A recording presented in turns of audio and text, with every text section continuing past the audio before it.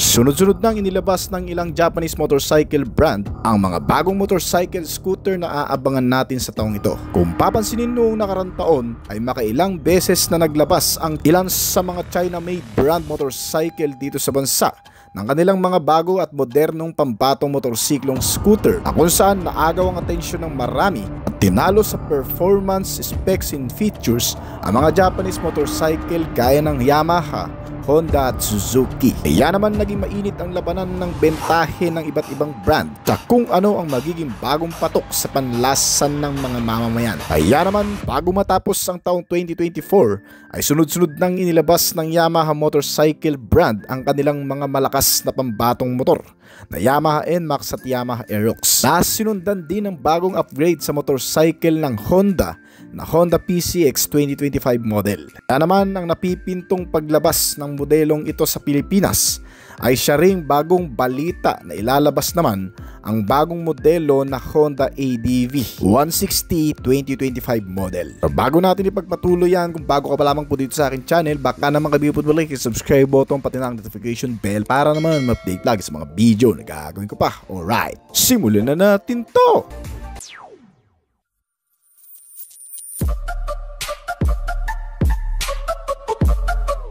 Year 2022 nang sunod-sunod na inilabas ng Honda motorcycle brand sa bansa ang apat sa pinakamaganda at practical na motorcycle scooter ng brand at talagang tinutukan at inabangan ng marami sa atin. Ngunit habang tumatagal ang panahon ay mas tumataas ang demand ng mga tao sa mga motorsiklo. Naghahanap ng mga bagong panlasang motor na kung saan ang dating satisfied sa mga Honda motorcycle ay nakukulangan na sa mga moderno at teknolohikal na mga katangian sa paglabas ng mga bagong motorsiklo mula sa China na kung saan nagbigay ng mas kapaki-pakinabang na gamit sa mga taong naghahanap ng mas moderno at napapanahong mga transportasyon. Kaya naman ang Honda, matapos na inilabas ang Honda PCX na may bagong update sa features, ilalabas na rin ang bagong Honda ADV 160 2025 model. Ang bagong version ng ADV na kung saan gaya ng Honda PCX ay gagamit din ng makabagong sistema na Road Sync. Ang bagong premium dual sport scooter na ito ay magbibigay ng mas ligtas, subok at mas magandang biyahe sa loob at labas ng kalsada. Bilang dito ang mga panibagong specs and features sa pangkaligtasan at pangseguridad na ilalagay sa bagong modelong ito. Kasama pa rin dito syempre ang HSTC o Honda Selectable Torque Control at na rin ang anti-lock braking system. Kung sa dating modelo, ito ay naka-single channel ABS sensor lamang, sa bagong modelo ng Honda ADV na ilalabas ngayon ay magkakaroon ng dual channel type na naklase ng ABS sensor. Meron sa harap ABS at meron din sa likod na ABS. Sa bagong modelo pa rin ng Honda ADV ang anti-theft alarm features at ang smart keyless entry na ignition system. Ang maganda sa Honda ADV, ang dating meron na sa previous model nito ay ilalagay pa rin sa pinakabagong modelo nito ngayon. Yun nga lang ay may idaragdag na ilan pang mga features na siguradong magugustuhan ng marami sa atin. Gaya na lamang ng Road Sync ay inilagay na sa bagong Honda PCX 160. Ang features na kung saan gumagamit ng navigation system na pwede mong i-connect ang cellphone gadget sa pamamagitan ng application kung saan mamomonitor mo dito lahat ng activity ng motorsiklo. Kagaya na lamang ng milyahe, real-time direction o magsisilbing GPS map nito sama ang mga notifikasyon at application na kung saan makikita mo rin ang call, alert at message na nanggagaling sa cellphone mo dito sa instrument meter panel gauge. Siyempre hindi basta-bastang meter panel gauge lamang ilalagay sa bagong Honda ADV. Lalagyan ito ngayon ng bagong TFT display saan hindi lamang sa mga nabanggit ang kayang gawin, kundi kaya rin itong mag-play ng music. Iba-ibahin ang display o wallpaper nito, pati na rin ang brightness depende sa mga kondisyon ng visibility. Fully LED type na mga ilaw gaya ng twin LED headlamp, may kasamang daytime running light at mga signal light, kasama ang rear combination lamp system at mga turn signal lamp. Ang makina nito ay pinapagana pa rin ng 160 cubic centimeter displacement capacity na may single cylinder, 4 valves at single overhead camshaft na engine.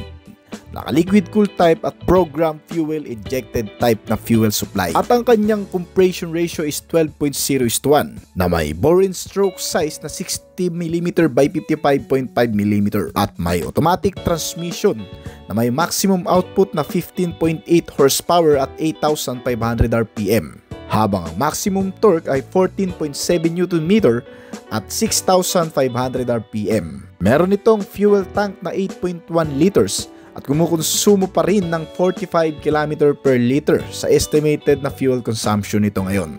At pagdating sa dimension, ang bagong ground clearance ay may sukat na 165mm at may seating height na 780mm.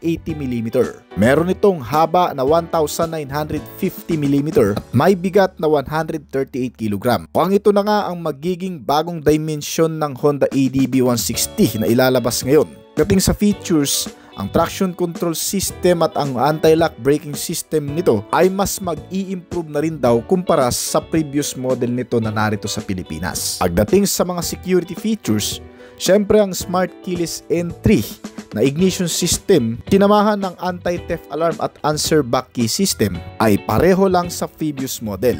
Meron pa rin itong mga console packet sa harap na sinamahan ng charging port na Type-C na klase. At ang underseat compartment storage gaya ng sa Honda PCX na nadagdagan ng sukat, malamang sa malamang itong bagong Honda ADV ay magkakaroon din ng mas maluwang na compartment-based storage. Ang Honda ADV ay nilagyan ng front telescopic fork suspensions at dual shock na may kasamang pressure canister o sub-tank. May mga coil spring at may swing arm. Ang traditional off-road tires nito na perfect para sa kahit anong klase o kondisyon ng kalsada ay mananatili pa rin sa bagong modelo ito, na may sukat sa harap na 110 by 80R14 tubeless at rear tire size na 130 by 70R13 tubeless na rin with cast alloy wheels. Adjustable din ang windscreen protector. Mukhang babaguhin ng kaunti ang itsura ng frontal face design nito.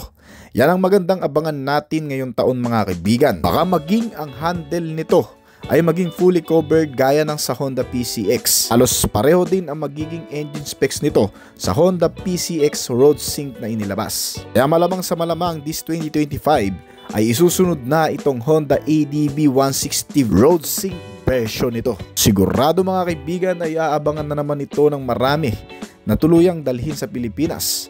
At sigurado rin na magiging sold out na naman ang kasa nito. Mawawalan ng stock, panigurado yan. Pero sana naman kung sakaling ilalabas na nga itong bagong Honda ADV 160 2025 model Road Sync version ay hindi mas magiging mahal ang presyo nito. Yung ikukumpara lang nila sa dating presyo ay okay na. Asahan din natin ang mga bagong color variant na ilalabas sa modelong ito, tulad ng Cold Silver at Ruby Red, na kung saan magkakaroon ng katapat ang ilang mga motorcycle scooter ng China-made brand. Ito natin makikita kung alin talaga ang mas magugustuhan ng marami. Lalo pat ang previous model ng Honda ADV ngayon ay nauungusan na ng mga European o China-made brand motorcycle na dual sports bike rin, gaya ng sa Bristol brand. So hanggang dito na lamang po siguro ang ating video ngayon. Kung nagustuhan nyo yung topic natin ngayon, baka pwedeng pa-click ng like button at pa-comment na rin ng iyong opinion sa ibaba pagkatapos ng video nito.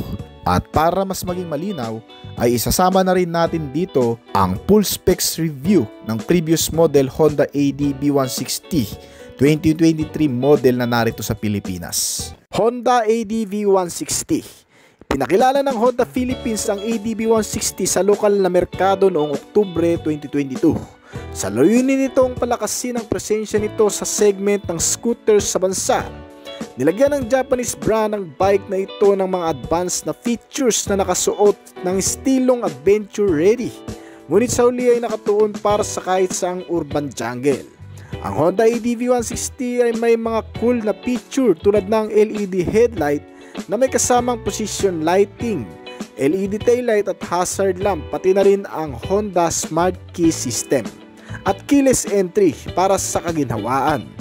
Ang scooter na ito ay may 28-liter na luggage box compartment na may seat stopper, adjustable windscreen protector, front console box na may power outlet for charging system, at full digitalized meter funnel gauge para sa impormasyon o mga detalyeng makatutulong sa oras na ikaw ay nakasakay dito. Ang nagpapagana sa Honda ADV 1000 ay ang isang 159 cubic centimeter displacement nito na may 4-stroke single cylinder 4 valves at single overhead camshaft na makina, at isang liquid-cooled na cooling system para sa kahit malalayong biyahe ay tatagal. Nilagyan din ng ESP Plus engine technology para sa tahimik na pagpapaandar at matipid na konsumo nito, na ipinares naman sa fuel supply system na PGMFI o Program Fuel Injected. Ang kabuuang 1000 ay pinapadala sa pamamagitan ng CVT type na transmission at nakakapaglabas ng 15.6 na horsepower at 40 Nm ng torque. Kaya ang kabuuang top speed nito ay umaabot ng 128 km/h at may fuel consumption naman na 40 km/L. Sulit na sulit itong Honda ADV sa 8 liters na fuel tank capacity nito, at ang nagpapaganda pa sa Honda ADV ay ang matatag sa malulubak na mga suspensions sa pamamagitan nitong telescopic na front fork at rear twin shock with sub-tank na suspensions nito. Ang kaligtasan ng rider nito ay binibigyan ng front at rear disc brake na nilagyan ng opsyon ng alinman sa anti-lock braking system ABS o isang combination braking system ng Honda. Kasama rin dito ang idling stop system na ginagawang mas matipid sa gasolinang scooter na ito. Ang kabuuang ground clearance nito ay nasa 165 mm at may seating height ito na 780 mm. Kung naghahanap ka ng isang powerful motorcycle scooter, isa sa magugustuhan mo itong Honda ADV 160 sa kabuuang presyo nito na umabot ng 166,900 pesos dito.